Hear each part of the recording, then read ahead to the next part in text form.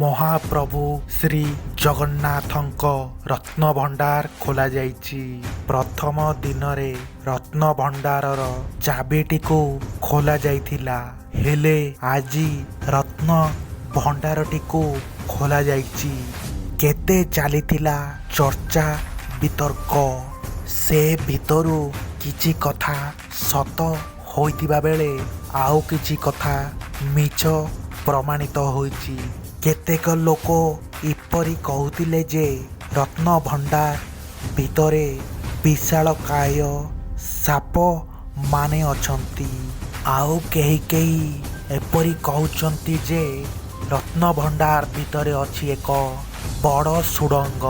ହେଲେ ଏହି ସବୁ ମଧ୍ୟରେ ପୁରୀରେ ଘଟିଛି ଏକ ବଡ଼ ଧରଣର ଅଦ୍ଭୁତ ଘଟଣା।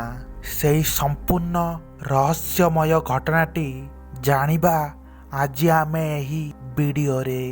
ହେଲେ ଭିଡ଼ିଓ ଆରମ୍ଭ କରିବା ପୂର୍ବରୁ ଆପଣ ଯଦି ମହାପ୍ରଭୁ ଶ୍ରୀ ଜଗନ୍ନାଥଙ୍କୁ ଆରାଧ୍ୟ ବୋଲି ମାନନ୍ତି, ତେବେ କମେଣ୍ଟ ବକ୍ସରେ ଜୟ ଜଗନ୍ନାଥ ବୋଲି ଲେଖନ୍ତୁ।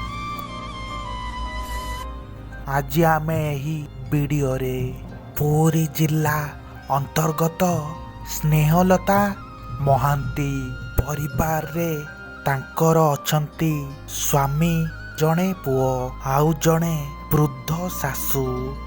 ସ୍ନେହଲତା ମ୍ୟାଡ଼ାମ ଜଣକ ତାଙ୍କ ସ୍ୱାମୀଙ୍କ ଲୁଗା ଦୋକାନରେ ତାଙ୍କୁ ସାହାଯ୍ୟ କରନ୍ତି। ସ୍ୱାମୀ ସ୍ତ୍ରୀ ମିଶି ସେହି ଲୁଗା ଦୋକାନରୁ ଯେତିକି କମାନ୍ତି, ସେତିକିରେ ତାଙ୍କ ସଂସାର ରଥଟି ଭଲରେ ଚାଲୁଥାଏ। ମହାପ୍ରଭୁ ଶ୍ରୀ ଜଗନ୍ନାଥଙ୍କୁ ବହୁତ ମାନନ୍ତି ସ୍ନେହଲତାଙ୍କ ପରିବାର। ହେଲେ ଯେତେବେଳେ ସେ ମହାପ୍ରଭୁଙ୍କ ସୁନାବେଶ ଦେଖିବା ପାଇଁ ପୁରୀ ଆସିଥିଲେ, ତାଙ୍କ ସହିତ ଘଟି ଯାଇଥିଲା ବିରାଟ ଦୁର୍ଘଟଣା। ପୁରୀରେ ତ ଏବେ ବହୁତ ଗହଳି, ଆଉ ରତ୍ନଭଣ୍ଡାର ଖୋଲିବାକୁ ନେଇ ପୁରୀରେ ଲାଗିଛି ବଡ଼ କଟକଣା।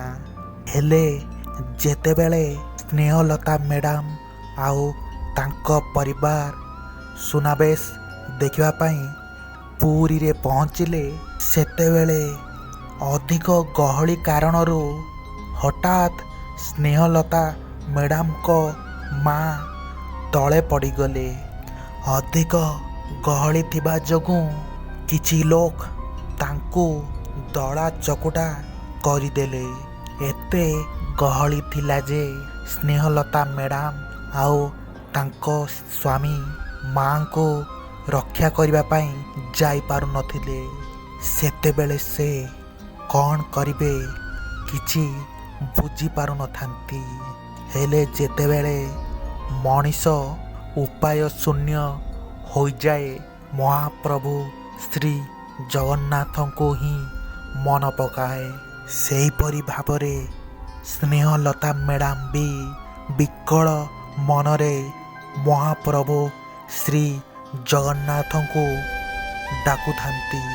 ହେ ଜଗତର ନାଥ ମହାପ୍ରଭୁ ଶ୍ରୀ ଜଗନ୍ନାଥ, ଆଜି ମୋ ମା'ଙ୍କୁ ବଞ୍ଚେଇ ଦିଅ ମହାବାହୁ। ତୁମେ ତ ଜଗତର ଠାକୁର, ତୁମେ ସବୁ ଦେଖୁଛ। ମୋତେ ଅନାଥ କରିଦିଅନି ଠାକୁର। ଅଳ୍ପ ଦିନ ତଳେ ମୁଁ ମୋ ନିଜ ମା'ଙ୍କୁ ହରାଇ ଦେଇଛି। ପୁଣି ଥରେ ମୋତେ ମା' ଛଡ଼ା କରିଦିଅନ୍ତୁନି କାଳିଆ ଠାକୁର। ତୁମେ ତ ଜଗତ ଠାକୁର, ତୁମର ସମସ୍ତେ ଅଛନ୍ତି, ହେଲେ ମୋର କିଏ ଅଛନ୍ତି?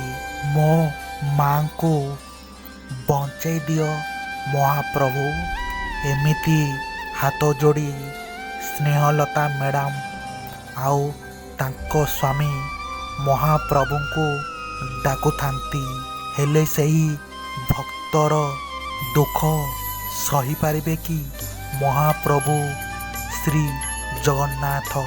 ଏତେ ଏତେ ଗହଳି ଥିବା ସତ୍ତ୍ୱେ ମଧ୍ୟ ମହାପ୍ରଭୁ ସ୍ନେହଲତା ମ୍ୟାଡ଼ାମଙ୍କ ଡାକ ଶୁଣିପାରିଲେ।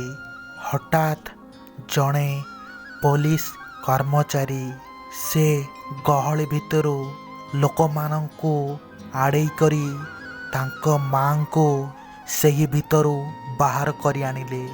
କ୍ଷତି ହୋଇନଥିଲା ତାଙ୍କର। ଏହାକୁ ଦେଖି ସ୍ନେହଲତା ମ୍ୟାଡ଼ାମ ଆଉ ତାଙ୍କ ସ୍ୱାମୀ ବି ଆଶ୍ଚର୍ଯ୍ୟିତ ହୋଇଯାଉଥାନ୍ତି। ସ୍ନେହଲତା ମ୍ୟାଡ଼ାମ ତ ଆଶା ଛାଡ଼ି ଦେଇଥିଲେ, ହେଲେ ସେହି ବଡ଼ ଠାକୁର ତାଙ୍କ ଭକ୍ତଙ୍କୁ କେବେ କ'ଣ ନିରାଶ କରିପାରିବେ? ସେଥିପାଇଁ ସେ ପୋଲିସ ବାବୁଙ୍କ ମାଧ୍ୟମରେ ତାଙ୍କୁ ବଞ୍ଚାଇ ଆଣିଲେ। ତାପରେ ସ୍ନେହଲତା ମ୍ୟାଡ଼ାମ ଶାଶୁ ଆଉ ସ୍ୱାମୀଙ୍କୁ ଧରି ମହାପ୍ରଭୁଙ୍କ ସୁନାବେଶକୁ ଦର୍ଶନ କରି ଘରକୁ ଫେରିଲେ। ସତରେ ସେହି ବଡ଼ ଠାକୁରଙ୍କ ଆଶୀର୍ବାଦ ଥିଲେ ତାଙ୍କ ଭକ୍ତଙ୍କ ଦେହରେ ଧୂଳିଟେ ବି ପଡ଼ିବନି। ସେ କାଳିଆ ଠାକୁର ବଡ଼ ମାୟାବୀ। ସେ କେଉଁ ରୂପରେ ଆସି ସାହାଯ୍ୟ କରିବେ ତାହା କେହି ବି କହିପାରିବେନି।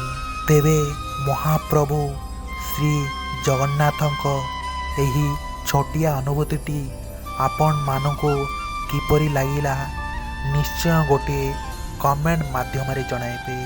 ଆଉ ଏହି ପର୍ଯ୍ୟନ୍ତ ଯଦି ଆମର ଚ୍ୟାନେଲଟିକୁ ସବସ୍କ୍ରାଇବ୍ କରିନାହାନ୍ତି ନିଶ୍ଚୟ ସବସ୍କ୍ରାଇବ୍ କରିନେବେ। ତେବେ ଆଜି ପାଇଁ ମୁଁ ରହୁଛି। ଜୟ ଜଗନ୍ନାଥ।